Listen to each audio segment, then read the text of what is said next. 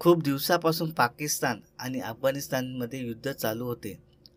पण या युद्धामध्ये पाकिस्तानचे सैन्य अफगाणिस्तानच्या सैन्यावर गोळीबार करायचा आणि अफगाणिस्तानचे सैन्य हे पाकिस्तानच्या सैन्यावर गोळीबार करायचा.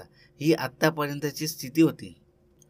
पण पाकिस्तानचे सैन्य इतक्या खालच्या थराला जाऊ शकतं हे वाटलं नव्हतं.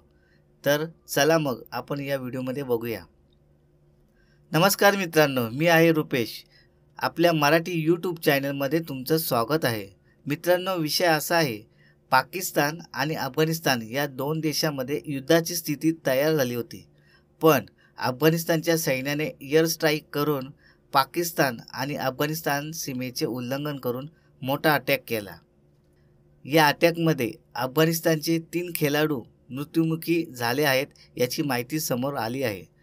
हे खेळाडू आपल्या देशांतर्गत फ्रेंडली सामना खेळून ते आपल्या घरच्या दिशेने निघाले होते.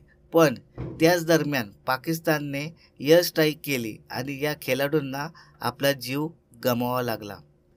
पाकिस्तान, अफगाणिस्तान आणि श्रीलंका यामध्ये तिरंगी मालिका 17 ते 29 नोव्हेंबर या दिवसात होणार होती.